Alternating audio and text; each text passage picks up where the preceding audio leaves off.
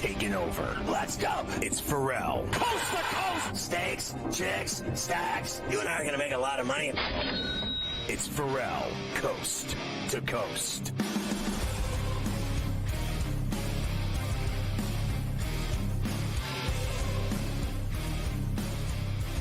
Hour 2 of Coast to Coast on a pain-free Friday. Great to have you with us. We're in New York. And, of course, fabulous to see our buddy, the legendary Coach Terry Bowden, back on with us from the Bowden Blitz on Coast to Coast. Coach, Happy New Year. Great to see you. Health and happiness to you and yours in 2025. We were just talking about tight ends, Coach, and I just want to get your reaction first to this kid, Warren. I know they didn't win the game, but when I was watching him play – you know, in the games with SMU, the games with Boise. I mean, this guy, he's got a future at the next level, the way this guy plays and how big he is, sturdy. He's involved in so many different aspects of their offense plays. He can do it all. He can run the ball. He can catch the ball. He's dependable. In a 4th down and 1, you can throw him a slant and he gets the yard because he's such a monster. What did you think of watching that guy turn into a superstar? Well, it's kind of like was it Bowers for Georgia last year. He's a difference maker. You know, when you got a great tight end, your offense can be balanced. He can block, but more likely he can catch it. He can run with it. When you great tight end is going to be a short yardage or a guy closer to the quarterback. It's going to be your high percentage throws. And when you get a great one like that, you can hit him on the deep flag. I see it coming back now. The teams that know how to utilize that tight end. Of course, Penn State. You remember Ted Kwolek? You that old? Sure. That's way back. But the tight end has always been pretty important. Warren's a special player, and he'll be a special player in the next level. What did you think of Bowers going to the NFL and being an All-Pro in his first year? Well, it's kind of like Warren. When you watch him in college, and they just are so much better than everybody else. You know that just this guy's going to be something special. Bowers, I didn't realize he was going to make that much of an impact so fast. But with the way Warren plays, he's at least as athletic or more athletic. And so you got to think that he has a great future after college. So I'm sitting here watching this game last night, and Riley Leonard goes down, and the kid Angeli comes in, and he played up here in North Jersey at Bergen Catholic, and I had seen him play high school football. I've seen him play Bosco. I've seen him play St. Joe's. I've seen him in big Thanksgiving games. And there he was coming into that game and knocking 6 or 7 with immediacy and getting him into field goal position to get that 3 before the half. What a difference that kid meant to that win last night. It wasn't all about Freeman. It wasn't all about Leonard. It wasn't all about this or that. That kid had a couple of paragraphs in the story. He deserved them. Well, you know, and think about it now. All the momentum was on the other team. They were down 10-0, and they didn't look very good. Notre Dame, Penn State had everything going for him. He comes in, great drive, leads them to a field goal to get out of that dadgum 0. They come back the next half, come with a score. All of a sudden, it's 10-10, 17-10. Now, I know the other quarterback, Riley, got back in the game and did a great job of finishing, but they couldn't have done it without that backup quarterback and how he kept them in the game and even moving toward a victory. What do you think of this guy, Marcus Freeman, what he's accomplished in 3 years in South Bend? I mean, he's done a great job. You listen to him on the side, you watch him on the sideline. It's almost like he's young enough where he's carefree. He's relaxed. I remember when I was at Auburn, 36-year-old head coach. You don't even know all the bad things that can happen. You're motivated. I think he's been a great inspiration to this team. I think they feed off of him. There's a great relationship. I think it's a special commitment. I think this team right here, Notre Dame, I was never picking them in the finals. The 2 teams playing tonight were 2 of my top 4, but Notre Dame has something special. They got a quarterback that has it. My dad used to say, I don't know what it is about him, but he's got it. I think their quarterback has it. He makes the right play at the right time to give them something. Then their team has great chemistry this year. Don't know how the other 2 teams tonight are going to be the ones with the most talent. But Notre Dame now has got themselves in a position where I say, you know what, this team finds a way to win. Coach, you're a guy that's been in a million big games. What's it like having that stress in your life that they put you under, the media, the fans, everything that piles on a guy through the years. How did you deal with the stress of it all? Because I would have keeled over. I would have been tucked in a ball like I was in my mother's womb with a bottle of scotch. How did you deal with it? Nothing worse than a Saturday night game. You're in that hotel room all day. That's where the stress, the distress comes. Now, once the ball's kicked off, you're working too hard to have any of it. And there's no stress during the game. It's just there's too much to do. And, of course, I call plays, and some of these guys are involved with their scheme. It's all before the game in preparation of the game. And you know who the pressure's on right now? Ryan Day. Right? You know, at Ohio State, there's only 2 goals. You win the conference, you beat Michigan, or you win the national championship. He's like 0-4 right now versus Michigan, and there shouldn't be. I'm not sure it's legitimate, but they've been riding him pretty hard. And he needs a win probably more than anybody out there just because of how much they've lost to Michigan the last 4 weeks, 4 seasons. So they lost, or they beat Oregon's ass in the Rose Bowl and looked fantastic. And that isn't enough for those fans. He either gets it done tonight and on the 20th, or they want to ride him out of town.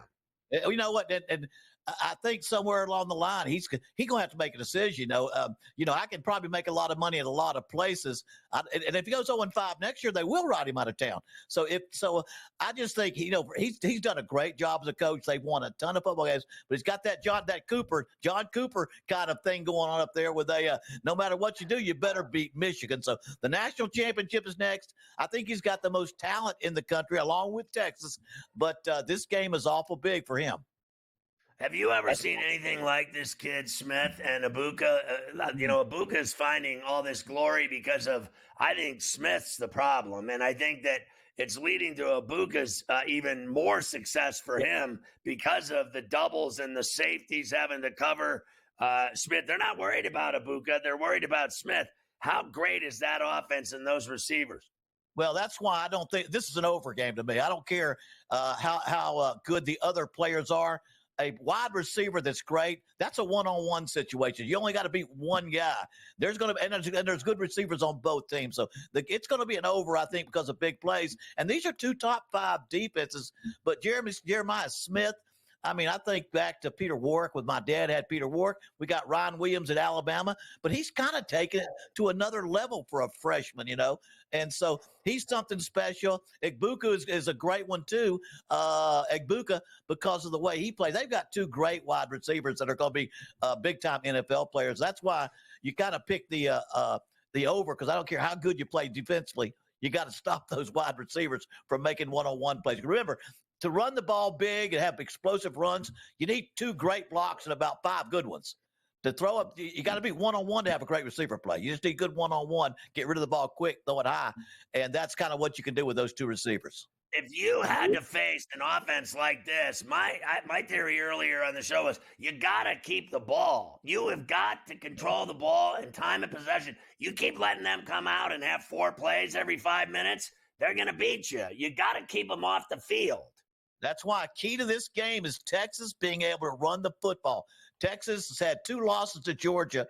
Both games, I don't think they ran over 50 yards. Then last a game against Arizona State, it took overtime, 2 overtimes, and they had like 58. They didn't have 100 yards rushing against them. If Texas cannot run the football, they have no way to win this game as a one-dimensional team. Coach, always remember, you're the man. That was great. I always love talking football with you. Enjoy the game tonight in Arlington at Jerry's World. Texas getting up to 6.5 now against Ohio State. Always good to see you again, Coach. Happy New Year. All the best to you and your family, buddy.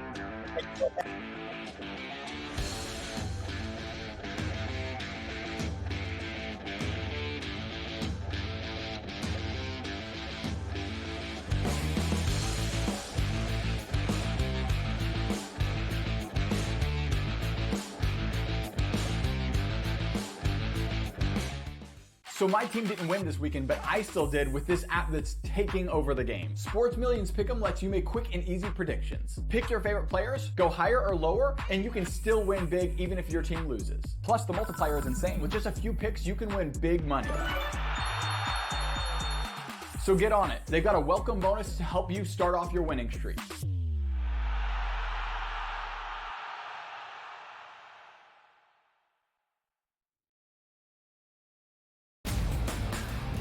There's a lot of bowl games. I love all of them. Even if you don't like bowl games, you got to love the Pop-Tarts Bowl and what it means for college football. Who doesn't get excited for Pop-Tarts? But also, this is one of those where, Ben, I guess you could put your kid through college. Miami doesn't care about bowl games. They don't ever win those. Miami's a favorite. They usually go take the Iowa State Cyclones. Miami doesn't play any defense whatsoever, so you automatically just bang the total. The Early Line. Only on SportsGrid. How do you find some of this great talent that you've brought in, who are still early in their career, might not have a ton of tape on them yet? I've been around this business, man, for almost 20 years. So a lot of these guys will tell you that I popped into a lot of gyms, sparred, or just worked on the side, or, kind of worked out, just watching. I've always loved this sport, man. I think it's the greatest. And we want to continue to put on the next up-and-coming superstars. We know we got them. Only on SportsGrid. Anyone that's been to a sporting event, the atmosphere before a game, I think Game Time Decisions has that same exact atmosphere. This is our arena.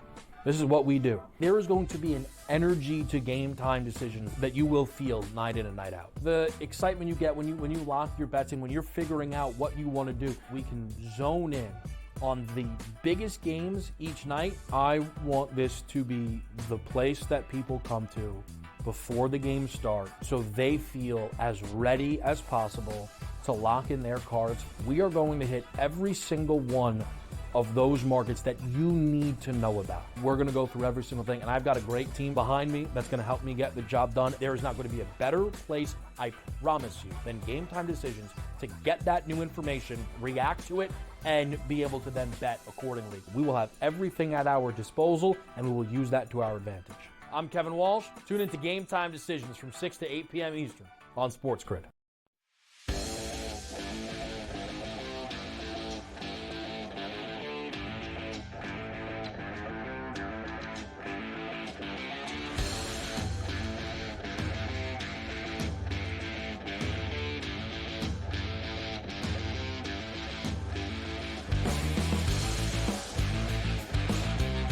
Well, the most popular guy on Coast to Coast has always been Dr. Zhivago. Dr. David Chow from SixScore.com, Sports Injury Central in San Diego, joins us per usual on a pain-free Friday to break it all down for us.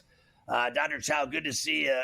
Let's start with this. I almost fell over when I saw that Deshaun Watson retore his Achilles. Now, I have actually never seen that before. I've never seen a guy tears his Achilles, and in the midst of the rehab, he's literally, 2-3 months out of tearing his Achilles, and it's torn again?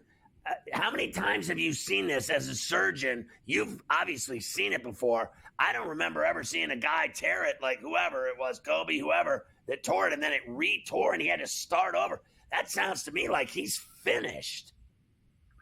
Well, I have seen it tear again. Of course, none of my patients, right? No, but actually, not your patients. Your patients are all perfect. Why would that happen? But part of that is, this is why I want my patients to wear a boot for at least the first 3 months.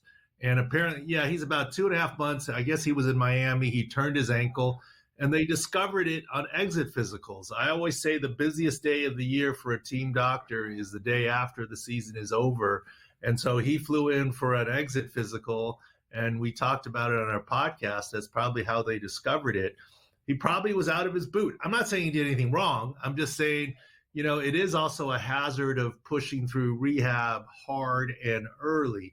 Aaron Rodgers last year did not have a re-tear and came close to returning to play. But, I always say NFL sports medicine is driving an Indy car. Everyone can go fast on the straightaway. Everyone can slow down to get through the turn. It's when the turn is coming to slow down, or when the turn is ending to speed up. That's the trick of it all. And there's only one piece of good news on all. First of all, I don't think from a physical standpoint, Deshaun Watson's career is over. From a practical standpoint, it indeed may be. If you add up all the missed time at Houston, really hasn't finished the season in Cleveland, and now a second Achilles, now essentially going to miss all next year. From a practical standpoint, he probably is, because who's really going to give him a starting job anymore going forward? And will he be a backup? I mean, and make backup money. He has made a lot of money. The only silver lining for the Browns here is they're likely able to cash in now on their $40+ million insurance policy if he doesn't play a snap next season. Doesn't help their salary cap, but it helps the pocketbook of Jimmy Haslam. Real quick on this, just if you will, on the answer. So the guy re-tears it. Now what do? They is it the original fix and he's back to ground zero day one and he needs 12 months? How does it work when there's a re-tear? Well, hopefully it's just the original fix. Hopefully they don't need additional grafting, but there's no doubt they're going to go slower on rehab. And as it is, an Achilles primary tear now this late in the season is a tough return for next season. They're going to slow that process down. And apparently it's going to be done by the same surgeon that did the first one. All right, so how is Hurts? How is Hurts coming off this concussion? You know, we've been saying for the longest time, Hurts, don't worry about him. He'll clear the concussion protocol. The Eagles are just playing it cautious, so he didn't get a second one and miss all of the playoffs. He's full go. He's cleared. Yes, you can argue about rust, but let me tell you something. All along, I knew that both Jalen Hurts and Jordan Love would play against each other and start the game in Philly. However, I have more worry medically about Jordan Love than Jalen Hurts. I was never worried about his concussion. Jordan Love's going to play, but when you have a funny bone ulnar nerve issue, if it slightly affects his grip still, and I know he's going to play, that might affect his accuracy on downfield throws. So we'll have to see. Yes, Jordan Love's been full practice. Yes, they're both going to play, but I have more worry on Jordan Love than Jalen Hurts. Well, they have other problems too, don't they? The Packers, they've lost Watson. What else? Well, Quay Walker seems to be playing, and that's going to be a key to stop Saquon Barkley. But this is only his third week off a high ankle sprain, and I think he's less than 100%. So that may be somewhere where the Eagles can take advantage. The Eagles, of course, are well rested, more so than Green Bay. The stars are lining. Green Bay's had a great season, but no Jair Alexander, their top corner, no Christian Watson. Quay Walker, less than 100%. I mean, those are some key best players in their positions that are going to be out or not 100%. Who's the most healthy? Who's the least healthy of all these wild cards this weekend? That's interesting. The most healthy team, actually, the two most healthy teams play each other. It's Buffalo against Denver. They're both pretty healthy. Denver's been pretty healthy all season long. And the teams with the least healthy matchup is probably against each other, Houston hosting the Chargers. The big other key is Tampa gets a lot healthier. They were down 3 of their top 4 secondary players. Now they're getting 2 of them back, and Jamel Dean and Whitehead. So those are Winfield. So they're going to get their key safety back in the key corner. Will Dobbins and Johnston be able to go for the Chargers? They're going to be good. Dobbins is going to go. I don't know that he's 100%. Johnson should be able to go. Denzel Perriman's going to try and go. Look, everyone tries to go. It's the playoffs, right? But I don't know that Perriman's going to be 100% there and so forth. And after the bye, Montgomery's going to try and go. How healthy will the Chiefs and Lions be having the extra week? Well, the Chiefs will be healthy and rested. They're heading in the right direction. Detroit's getting a little bit healthier, but their defense is still decimated. Aaron Glenn deserves a medal for doing it with mirrors there. All right, Dr. David Chow from Sports Injury Central. Check out sixscore.com all weekend long for the wild cards and all the injury news. Thanks, Doc.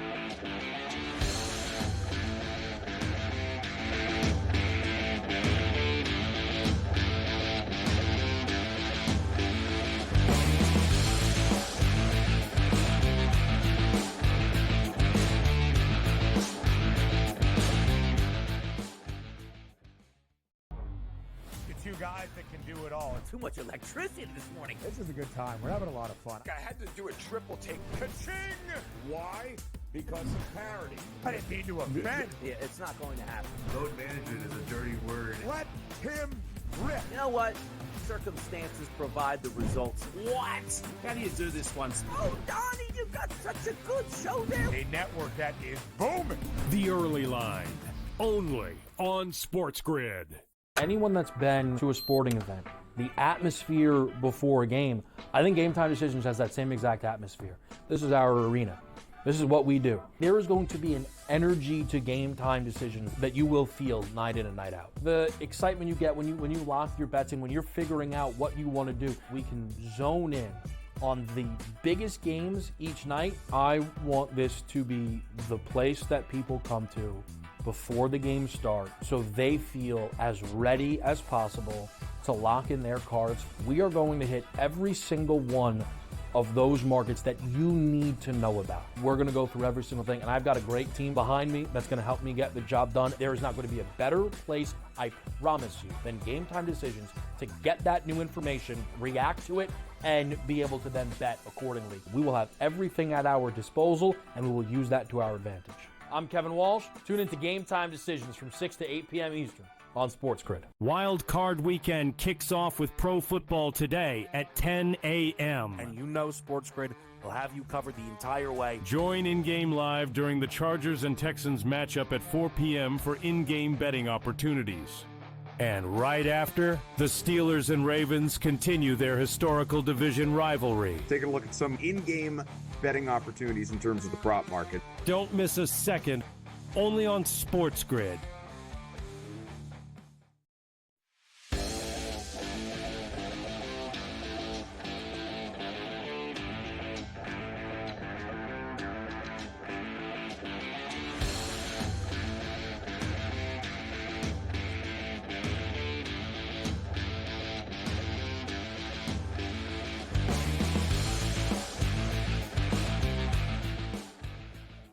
All right, Carver High, we're diving into the wild cards. I'm stoked for tomorrow, a doubleheader. The Chargers are in H-Town against the Texans, and then that's at 4:30. 8 o'clock is Baltimore hosting Pittsburgh. It's going to be an unbelievable Saturday to kick it off. It certainly is. NFL Wild Card Weekend will begin on Saturday. Almost pain day, all weekend long. Begins where I guess it usually does, which is the champion of the AFC South, usually in Houston, Saturday, 4:30 East. The Chargers make the trip from Los Angeles to see the Texans. Now, of course, there's a lot going on in the Los Angeles area right now. The Chargers got out of town last night. Here is Harbaugh. Yes, there is a lot happening, but we do remain focused on the task at hand, and that is the Houston Texans on Saturday. Excited. You know, that's it's the level. Playoff football, you know, the whole, there were 32 teams. Now there's 12 that the football world will be focused on this weekend. So excited about that. But and we don't want to settle. We want more. We want to be there when there's football world's focused on 8 teams the next weekend, and then 4 teams the weekend after that, and then 2 teams the week after that. So to answer your question, excited, and you know, focus is we're on mission. Actually, it's 2 weeks because we have to talk about the Chiefs for 2 weeks every year. It's not 1 week, it's 2, and it's a nightmare, and I don't want to do that again. So somebody needs to beat their ass. So I don't care what they're doing this weekend. I hope they all get the flu. I mean it. Like that, you know, Sunday night, Monday morning, Tuesday morning, the flu comes towering into Kansas City. I don't want to watch them in the Super Bowl again. I really don't. If that's the case, literally, I mean, you're gonna have to pay me to watch it at that point. Like I can't take it again. I really can't. And I mean it. Like, you know, I'm not kidding. I need a shrink. If I have to watch them again in the Super Bowl, I'm going to have a real hard time watching it on February 9th. I really am. I mean, I may have to find something else to do with myself. Seriously. I can't take it. You're not alone in that sentiment. Nobody outside of the Kansas City metropolitan area wants to see them back in the Super Bowl this year. And let me say this, Mike. This guy, Jim Harbaugh, I said it yesterday, I'm going to say it again. Look, I'll be surprised. I really will if he doesn't win, because all he does is win. This guy is a winner. He wins. His teams win. They get the best defense. They get the best quarterback. I know Stroud, that was everyone's media darling last year, and he has done nothing this year. I'm surprised they even won the division. That's how bad that division was. So, in my view, this guy Harbaugh knows exactly what he's doing tomorrow, and that's winning. That is what he does best. That's for sure, Jim Harbaugh. Of course, C.J. Stroud, you just mentioned him on the other side. Here we're going to get a lot of this today from all these teams that are the underdog. C.J. Stroud, he loves that the Texans are the underdog in this game at home. I mean, they said the same thing about us last year, so playing the Browns, and I'm not saying this last year, but, we went out there and we did what we had to do to win, and that's ultimately what the playoffs come down to is, it's 14 teams now, and, the microscope is on you. We're the first team to kick it off with the Chargers, and, so everybody has their own opinions, which they're entitled to have those things. So, I really don't mind. I mean, it's part of it. Guys are smart. They probably can see film and see that, whatever they want to see. So, and for us, we know we have faith in what we can do, and know that we're motivated to play. I kind of like being an underdog. I've been an underdog a lot of my life in my career, so it's actually comfortable for me. So, but yeah, I don't really think too much about it. Yeah, I don't. Yeah. He was never an underdog at Ohio State. I don't want to hear it. And so, secondly, his offensive line has been absolute ass mustard this year. They have been so average. I don't know who's worse, the Steelers or the Texans. Let's get real here for a second. I'm willing to sit here and take a massive dookie on my own team.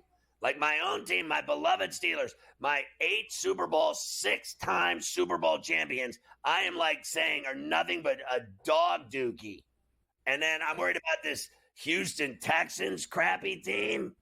I mean, honest to God, someone just stop it, please. I also like how he said, and he's right. They were last year. Everyone was on the Browns last year. Here's the difference. This is not 40-year-old Joe Flacco coming in this year. This is Justin Herbert and Jim Harbaugh and the Chargers. This is a different team than the one that came in last year. You got that right.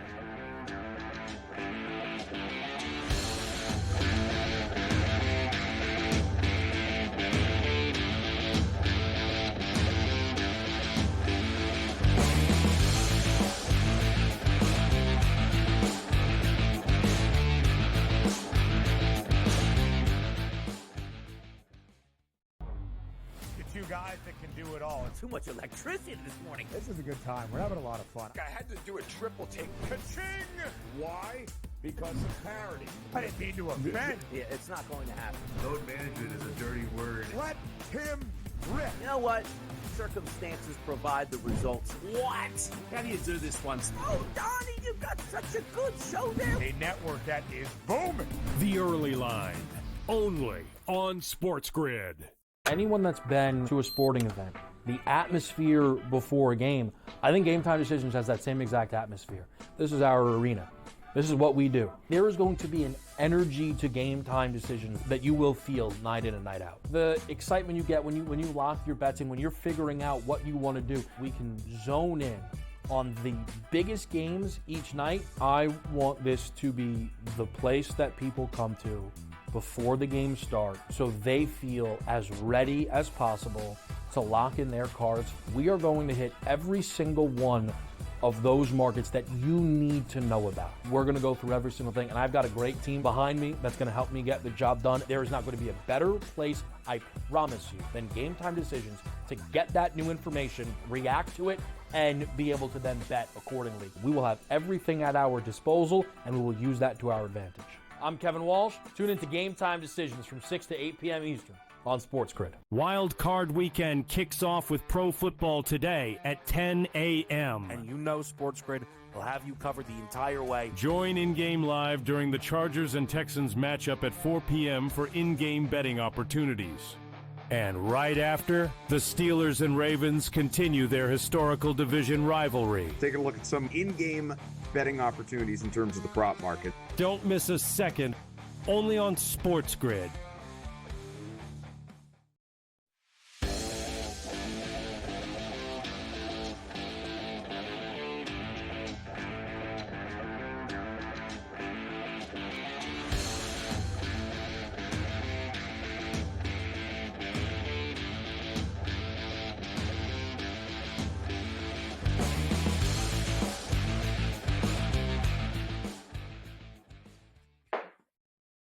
right, Carver High.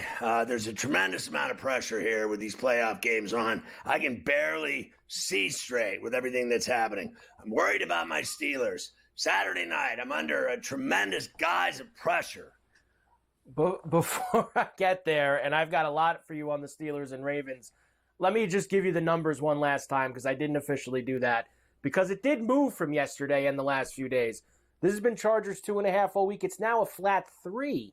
So Chargers -3 with a 42.5 in Houston tomorrow afternoon. Well, I mean, I've been telling you nonstop. It's been all week. I bet it at 2.5. I don't care if it's 3, 4, 5.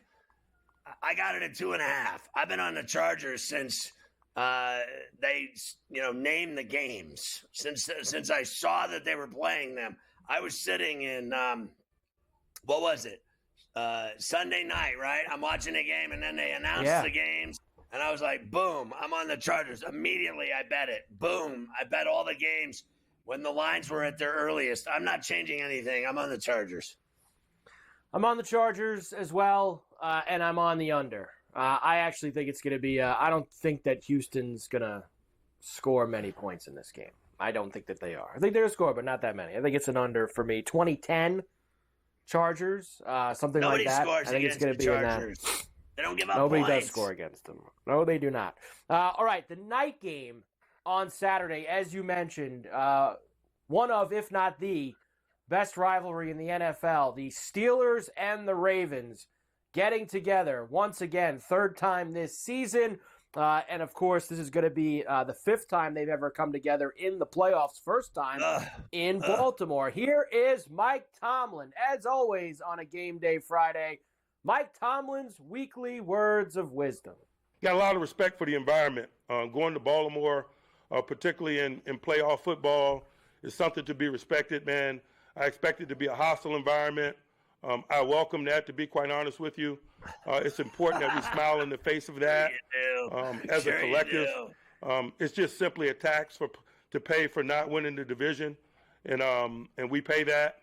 But we're excited about the playmaking, the tangible things that will decide the outcome of this game. And we realize we got a short amount of time to prepare, and we're preparing with an edge. And we look forward to pitting our skills versus the Ravens on Saturday night. Yeah, are you going to have like 15 3-and-outs like last week? Because your offense is actually the worst thing I've ever seen in my life. Like, I was at the game, and I don't know what was worse, the 45-minute line for a drink or watching his offense go 3-and-out 10 times. I don't know what was worse. Because people are like, I go to the seat, Gunner's like, oh, my God, you've been gone for an hour. What happened? He goes, 9 3-and-outs. I go, I didn't miss anything. I'm still freezing, and I got my cocktail. Bottom line is, the Steelers suck. They suck. I have watched them for a month implode. I am done with it. I've had it, Carver High. There's nothing else to say. I've been talking about this all week. There's nothing left. It's drip-dried like coffee.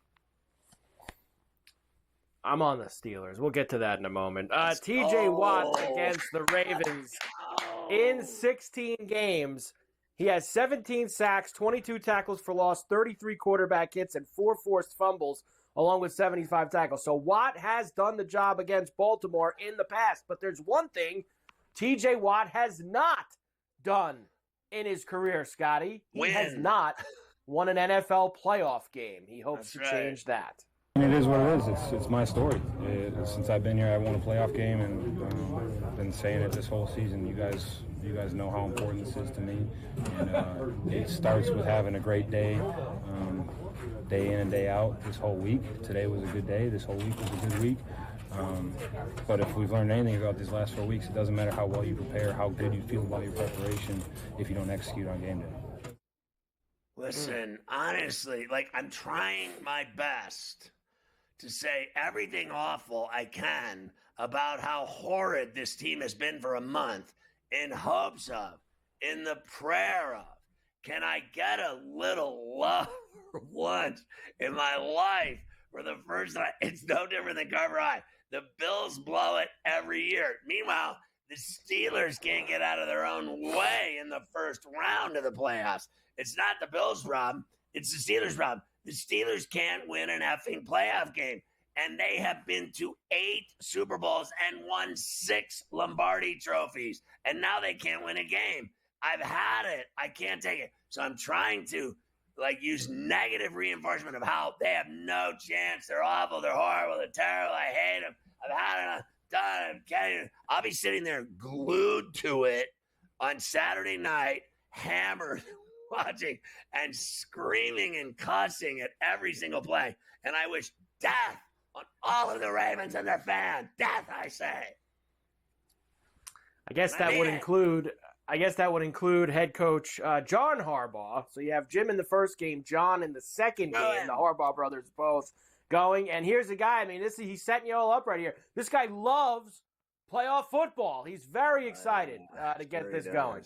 I'm so fired up. It's the most exciting thing in the world to be a part of the NFL playoffs. It's the most exciting thing in the world to take that field, with an NFL team with a bunch of guys that you love. You love how committed they are. You love how much they work, how determined, dedicated they are. That are going to just lay it all out there. Whatever happens, happens. And it's tough to win. You're playing the best teams. One game deal. It's not a 7-game series.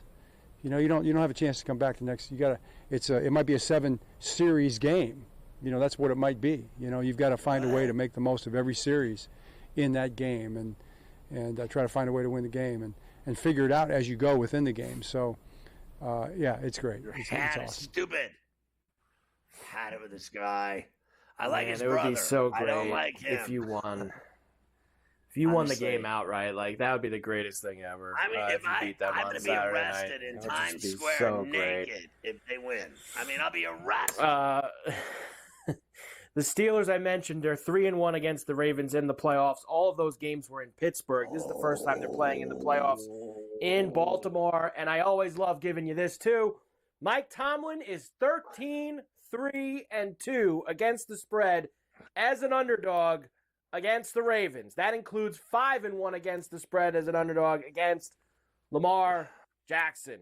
Aside from 3 weeks ago, he has been very good against them. 9.5 and 43.5. I'm on the Steelers. This is a blue-collar game. This is going to be the Ravens are not scoring 30, 40 points on the Steeler defense on Saturday night. They're not doing it. Tomlin's not going to let it happen. Tomlin's not going to let Russ make mistakes offensively. They're going to cover the game, and they might even have a chance to win it. So I bet him at 10. I bet him at 10, and I am scared to death. I'm willing to lose money, obviously, and bend over because I bet him at 10. I think it's crazy to bet because I think they're going to get their ass beat. But I pray to God that it doesn't happen and that the Steelers cover and win. And I'm hoping for that. And, I know I'm playing both sides of the fence, but I'm a huge Steeler fan. So I bet them. I bet the 10. And I'm hoping for the demise of the Ravens and ill will and misfortune and injury and decapitations and death. And that includes all fans and all people there that are not for the Steelers. Death for all of them. And the Steelers are trying to get there. They are trying to get their 37th career playoff win. They've been sitting on 36 for a long time. There you see it right there. Brady's got 35 by himself, but the Cowboys, Patriots, and Steelers all have 36. Obviously, those other two pass the Steelers. He will never be ahead of the Steelers. He is a loser. He never passed the Steelers, although he has 7 rings. He's got 7 rings. Maybe one day he can only have 7. He's not going to get more than that. So I hate him too.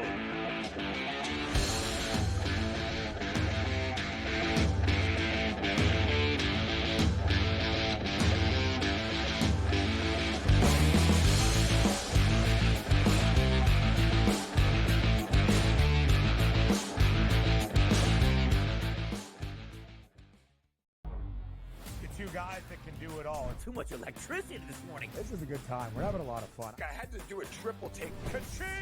Why? Because of parity. I didn't mean to offend. Yeah, it's not going to happen. Load management is a dirty word. Let him rip. You know what?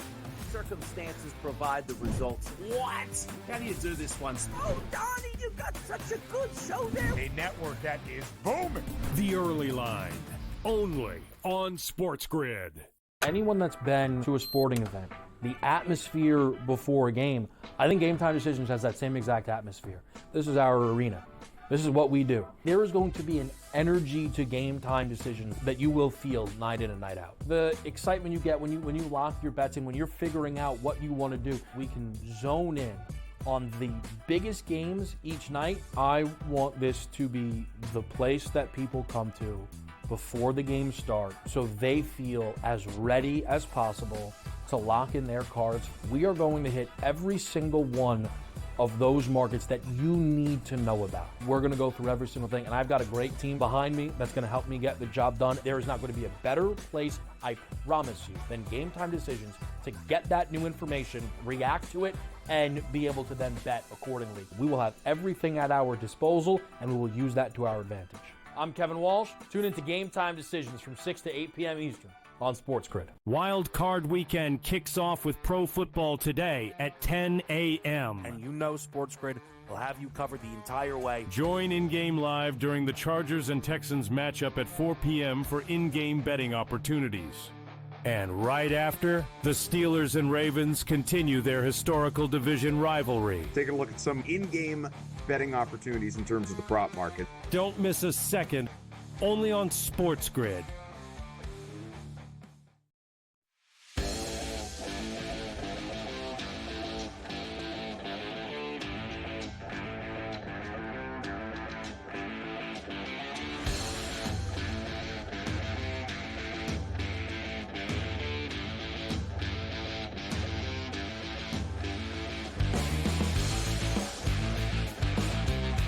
Carver High and Mafia said my behavior was deplorable in between segments as I was screaming, pacing, and swearing and cussing and yelling and screaming. But Tomlin, 13-3-2 against the spread as a dog against the Ravens and 5-1 against the spread against Lamar Jackson.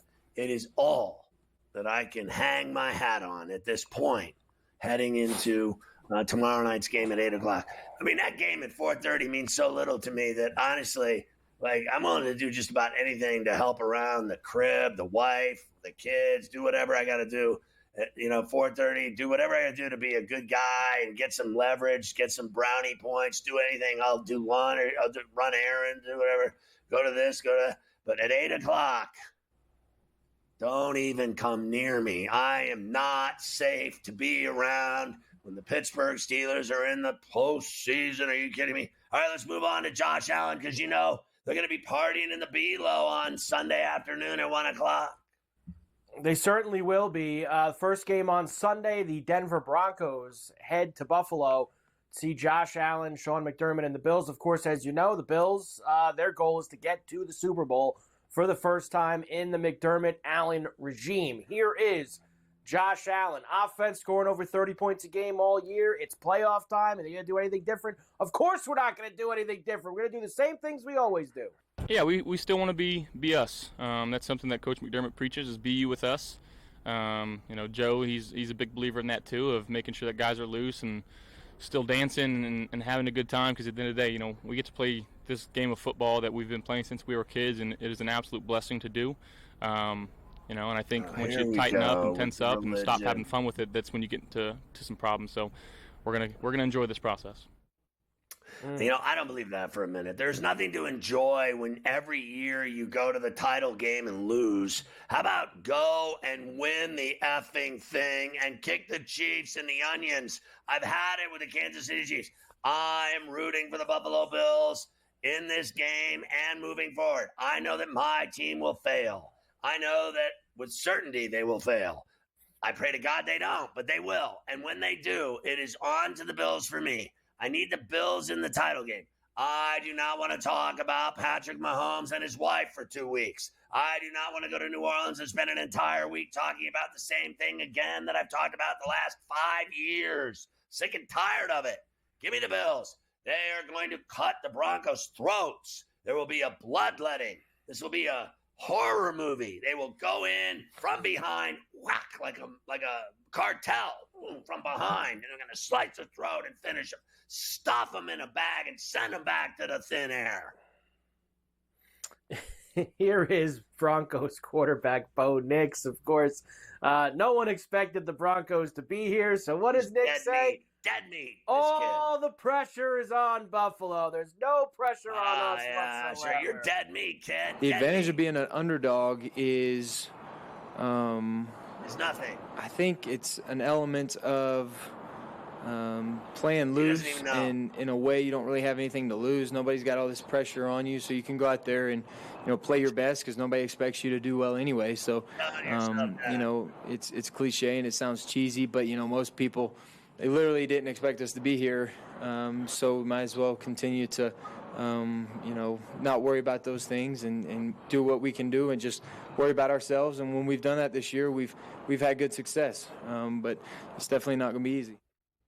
I got to tell you, I believed about 0% of that. Well, he's got to make it sound good. This is his first time doing this, so he's got to make sure he hits all the key talking points. Minus 8.5 for the Bills here on Sunday, and 47.5. Neither of these numbers has moved all week long. Pain is certain. It will be delivered swiftly, and it will be delivered in large doses all afternoon long. While the sun is still out, this will be a painful experience for the Broncos. Not only will they be on a different time zone, but as the sun is starting to move in the sky towards setting into darkness, and then after losing by 16-20, you have to get on a plane and fly 5 hours back home as a loser. This is going to be a long afternoon of pain and deliverance. From your lips to God's ears. I hope that's exactly what happens. I think the over 47.5 is good. In this game, I think the Bills will score their 30 points as they always do. The Bills will have 47 themselves. Now, that would be a party if we could somehow get that. That would be a party. Let's go for that one. It's a boy dance party. It's a boy dance party. Game, of course, on Sunday will be the Packers and the Eagles in Philadelphia at the Link. Of course, Saquon Barkley had a chance to break the all-time rushing record last week, but he did not play. Rested up for this game this week, the more important playoff game. Did the rest do him any good? Of course, yeah. Anytime you can get rest and let your body recover a little bit, it definitely helps. But it's a good thing because we were able to put ourselves in a position where we were able to rest and get ourselves prepared for this run. But the focus go to Green Bay. And, the week of preparation that we've had, and I think we've had a great week of preparation up to this point, and wrapping up these next two or 3 days so we can finish strong. Yeah, listen, I've wanted desperately to think that the Packers will go in there and win that game, and it's not happening. They have too many problems, too many injuries, no Jair Alexander. They've lost Christian Watson. Their quarterback's got a nerve damage problem in his hands and elbow. And I think that a week off has helped the Eagles and Barkley and that defense. And I don't even care about Brown and Smith that they're banged up. The Eagles are going to win the game. I'm with you. When we come back, we'll play the Matt LaFleur side of things, and then I will give you the numbers for that game. We've also, of course, got Washington and Tampa. The night game on Sunday that we have to go through. So we still have several things to discuss coming up on Wildcard weekend, including they're moving the Monday night game, Scotty, which will be in Arizona now. So we have that to get to as well. Well, that was inevitable since no one can breathe in California, and there's smoke everywhere and fires everywhere and chaos and catastrophe, and it's just apocalyptic. I mean, finally they made a good decision.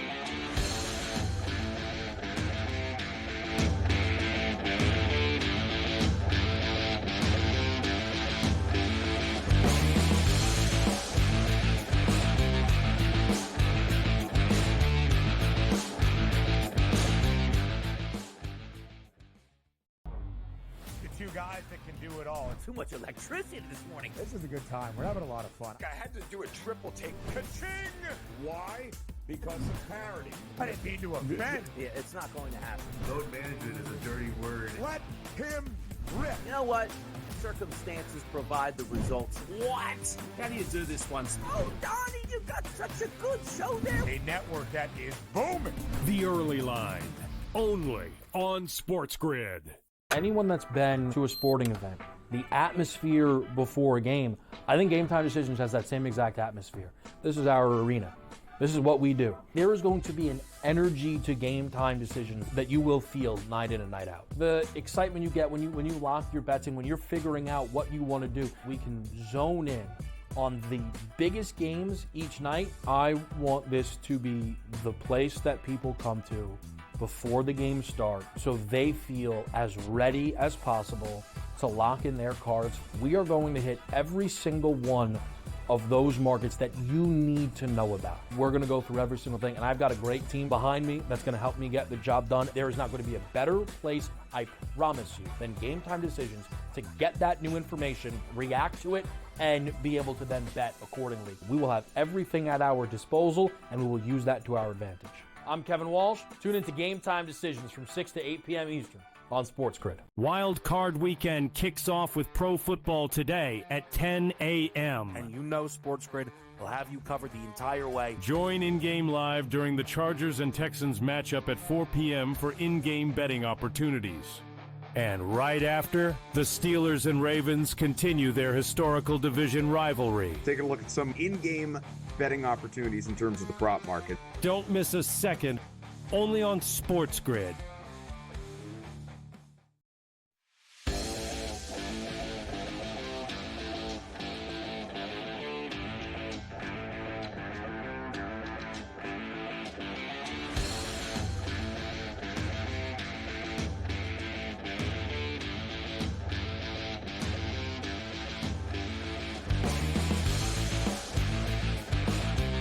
All right, Carver High, what's the Packers side saying from a coaching standpoint?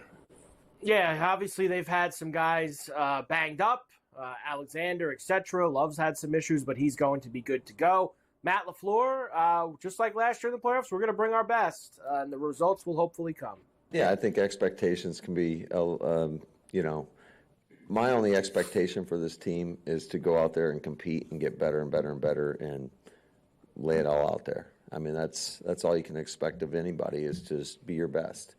And so as far as, whatever anybody else has, I love how this group's grown together, and competed. And we won a lot of football games. And, we have an opportunity in front of us to go against a very good football team. And the expectation is to go out there and leave it all on the field and play our best football. So, we know it's going to be a great challenge, but one that our guys are absolutely excited about. Yeah, when you're banged up and you're not playing the Cowboys, you're banged up and you're playing the number 2 seeded Philadelphia Eagles at the Link in Philadelphia against who is playing Hurts, who is playing Brown, who is playing Smith, who is playing Barkley, who is playing their defense, who is playing not the Packers after Sunday. Yeah, I think it's tough. I think there was a lot of us that thought through the year that maybe the Packers were a team that could make some noise and maybe beat the Lions or beat the Legion. I think that this was a real bad draw for them. I think that getting the Eagles first weekend on the road in the Link, I think that's just not gonna. If they were going to Tampa or going to LA or doing something like that, I think maybe we'd be back in the Packers, but not in this spot. This is just a little bit too much for me. I'm laying it, Scotty. 4.5, still the number. 45.5 is the total. I think it's an over, but I'm going to absolutely lay it with the Eagles here. Yeah, me too. So let's not waste any time here. I think, look, I don't know how many times we've said this over the last 2 months. It's Philly and the Lions. That's who's going to play in the NFC title game. I think so, too. Hopefully we will get there for that. The night game will be Washington down to the pirate ship at Raymond James against the Bucs, who, of course, won the NFC South again. Washington, another team. Nobody expected him to be here at the beginning of the year. Dan Quinn, his first year on the job. Jaden Daniels, rookie quarterback. Here is Quinn on Washington making it here in their first season with him on the job. It is, and that's really the way that we look at it. And I can recognize that maybe externally there weren't expectations. That's understandable. I think when I got here, I never used the word rebuild. I thought there was a recalibration that would take place. But it is all hands on deck, when you get to these moments. And I wanted that moment to feel these guys have earned that right to go battle for it. And when you get into a tournament setting, you want to be really ready. So that's why I was pumped to have, the guys being able to, get into practice and get the work that we need today. But I haven't looked too far ahead or behind with the group, man, and just saying, like, this is, our time to go play like we are capable of. And we're going to play well this weekend. Okay, so no disrespect toward Baker Mayfield, who I think is a badass, or the Buccaneers, who I think are pretty decent. But I think this kid, Jaden Daniels, and this team can beat them in Raymond James. I'm going to stick with it. I'm going to go Commanders here in Tampa. Commanders in Tampa. I actually, this is one of the few games I like the total more than anything else. I like the over. I think we get points. Points aplenty. I think both teams will score. I think it'll be a fun Sunday night game with lots of action. Over that 50.5 is where I'm going to live. I think the Bucs are going to win, but I don't feel great laying the 3 with it, Scotty. I think it's going to be a tight game all the way down to the end. So I'm just going to go with my over. But look, really, what people want here is not so much anything else on this. What people really want here, I can tell, is Carver High Tutties for Saturday and Sunday. Let's get down to business. Well, we will do that at the top of the next hour as we're going to be going to break here. So why don't we start? I can't get them both in 20 seconds. I mean, 20 seconds to give all those names. I mean, that's not going to work. So you start the next hour with them, and then we'll finish off the NFL. And then we got a lot of NBA games tonight, including, the Thunder. Feels like the Thunder play every big team in the East the last 2 weeks. Thunder Knicks at the Garden tonight. We got hockey tonight. We've got a bunch of things to do there.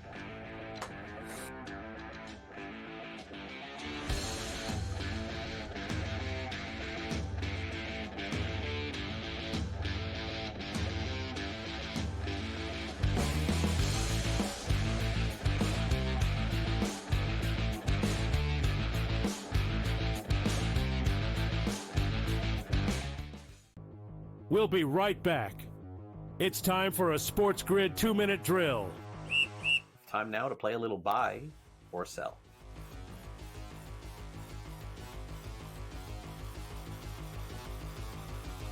The Kansas City Chiefs, George, will win their 3rd straight Super Bowl. Are you buying or selling? They do seem to be hitting their stride. All right, they get now, 3.5 weeks off here, get everybody healthy. Mahomes the ankle, Kelsey gets the rest. Chris Jones, who missed that game on Christmas, now he gets the rest of it. He's an extremely important part of that defense. So they're looking good. They're covering spreads now, something they weren't doing. Now they're actually winning legitimate games. That being said, that offensive line is still bad. All right, and I think there'll be teams that take advantage of that. No, I'm selling. I'm selling here. I don't even care if I believe this or not. I'm selling. I do not want to see this. I do not want to see the Chiefs win again. This has not been a fun year watching them. They've gotten lucky. They've gotten some calls. No, please no. Jamar Chase will win the receiving triple crown this season. Yards, receptions, and touchdowns.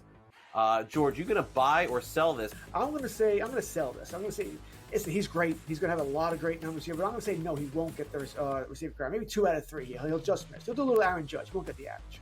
All right, I'll play the buy. I'll play the buy card just to play something different in the end, and he was my best player in fantasy this year, so I'll say buy there. I'm going to skip ahead, Sam, to the last one, the running back here. Bucky Irving, who's been fantastic for Tampa Bay, will be a top 8 running back in drafts next season. Is this buy or sell? Assuming everybody comes back, Godwin, Evans, Mayfield, I see no reason why they wouldn't. I'm going to buy this, Craig. I'm going to buy. I think Bucky Irving is going to be that guy. It's a heavy passing offense, lots of touchdowns. Buy. Fantasy Sports Today, your weekend source for year-round fantasy insights, 8 a.m. to 11 a.m.